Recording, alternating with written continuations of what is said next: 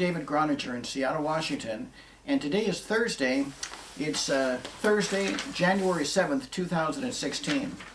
That was the first page of one of my favorite pieces by Rachmaninoff, written over 100 years ago. You know, it's worth it in life to find things, no matter how old or new, that inspire us and involve ourselves with them, experience them. You know, the poetry, the artwork, the sculpture, the beautiful literature. For hundreds of years, there has been all kinds of recorded, beauty in terms of the arts. And we have literally, we could spend our entire life immersed in the beauty and inspiration of what was already even created. Well, that's from the artistic point of view. Those are the kind of things that artistic, creative people really thrive on. Well, I play this piece a lot because it motivates me, it inspires me. But what I do every day is I make a short 5-minute talk, and I try to create a 5-minute message that just might help 5 million people. I don't know if it will, but it's worth a try. I also make talks in order to inspire or motivate other people to also make talks, because we each have valuable observations throughout the day. We all have helpful insights that other people can benefit from. Things we have discovered that work, that help us out in every area of life. It's helpful for us to write articles, to record them, to make short little interviews and talks that we can put on the internet so that other people can benefit from the time that we have invested in trying to develop something or learn something.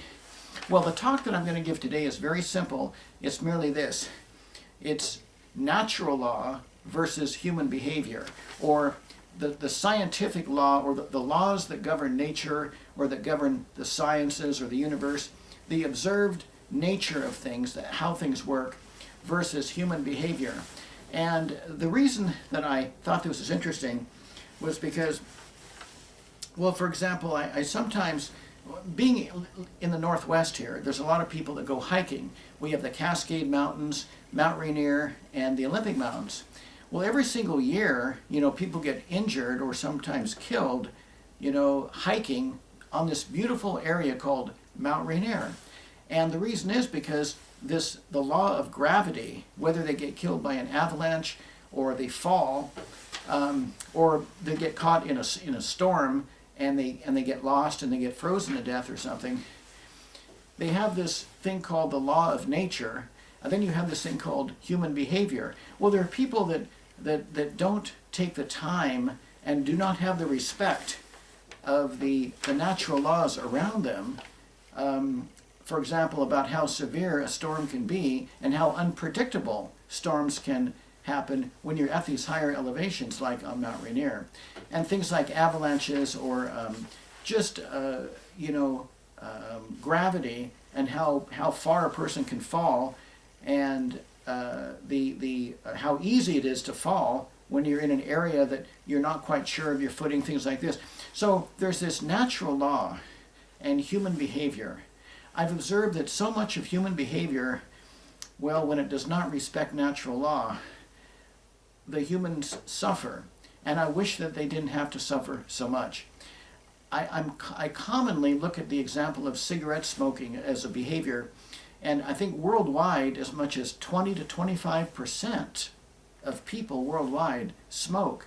I think that's quite phenomenally shocking when here we are in the year 2016 with all this information available through so many sources about what constitutes health and longevity, and yet 20 to 25% of the entire world population is ignoring this natural law.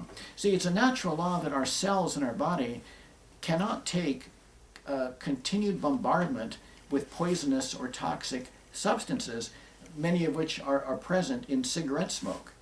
Well, so here's this human behavior that just wants to feel good, wants a little bit of a short-term buzz, a short-term high, a little bit of stimulation.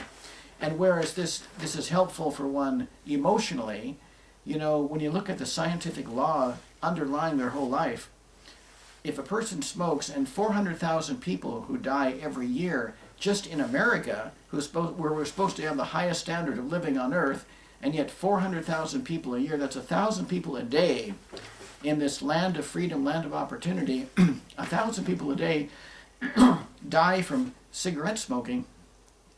Isn't that a tragedy? When they really wouldn't have to do it at all. You know, nobody would have to die from cigarette smoking if everybody had more respect for the natural laws. But unfortunately, there's the tobacco companies, and they have billions of dollars in legal defense that allow them to continue to make cigarettes. Well, other things about, there's also overeating, or eating from emotional, wanting comfort food because something emotionally, you have some kind of anxiety or depression or emotional, an uncomfortable emotional feeling. So you want to get out of that feeling, you want to get distracted from this discomfort, so you eat some food that will be very comfortable. Pizza, pasta, fast food, chocolate ice cream, potato chips, whatever it might be. And this includes, of course, alcohol or maybe recreational drugs as well. So there's all these things that a person can do behavior-wise that conflict with the laws of nature. Because our heart, our lungs, this body, when we get overweight, it's the laws of nature, the gravity, that causes stress on our joints, on our knee joints, our ankle joints, our back, our hips. And you see so many people, I'm almost 60 years old, I know many people even in their 40s, and some people even in their 30s, who already have, bad joints in their back and in their hips. And many people in their 60s and 70s, have hip pain and they have to get hip replacements. Some of these people, they're just not exercising enough. They're overweight. In other words, the laws of gravity. If a body weighs so much, gravity is going to cause these, problems with the pressure of these joints banging against the joints a little bit too hard and wearing out the cartilage. And the same thing with with the heart. Our arteries have to flow this blood, and the more that the arteries get a little bit hardened or plugged up with plaque and things like this, so that there's less room for all this blood to flow through, the more at risk we are. And these are natural, these are the laws of nature, the laws of biology, the laws of science, the laws of physiology. These are worth studying and being respectful of. But then you have human behavior that just wants to satisfy the emotions, wants to do what it wants to do, not what it needs to do. So my main message is simply this.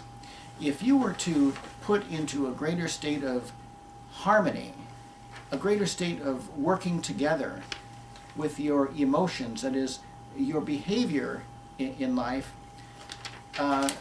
put that more in harmony with the actual laws of life, you can still have a lot of fun, you can still, treat your emotions well, you can still be a happy person and live with respect for the laws that govern your life, the natural laws that govern longevity.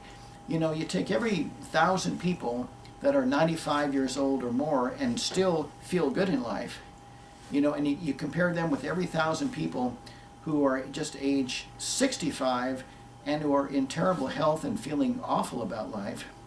Here's this 30 years, these people have already, 30 years later, 95, doing well, and 30 years younger, at 65, not doing well. When you actually study how their behaviors are in reference to the natural laws, these physiological laws, the rules that govern science, you'll find that there's quite a bit of deviance, generally, in the 1,000 people you studied at age 65 that are in very bad health, compared to the 95 people, or the 100 people you've studied, or 1,000 people you've studied at age 95, who are in actually pretty good health. You'd find that the majority of them are somehow operating a bit more in harmony with the laws of nature. So my advice is simply this. It's a good investment of your time to study the laws of life, and then to adjust your behavior to be respectful for these laws of life. You're going to live happier, you'll live more happy, you'll live longer, you'll have more vital energy, you're going to feel more confident in life because you'll have a sense of stability operating within these laws of nature, like getting plenty of rest, getting the kind of exercise that makes your body feel good, so you don't need to crave any artificial stimulants to make you feel good. Live within the laws that govern human physiology and the laws of life. Be respectful for the laws of life, and your life will be very, very stimulating, and you will feel you'll feel as good as you possibly can, all other things being equal. So that's my message for today. Be respectful for the laws of life, and understand what your own human behavior is, and do what you can to have your own behavior throughout your life be consistent with, or be in harmony with, the laws that support life. Don't try to fight against the laws of life. Work with the laws of life. Well, that's my talk for today. Thank you very much. And I'll end off with just a couple lines or a couple little measures of my favorite energetic piece.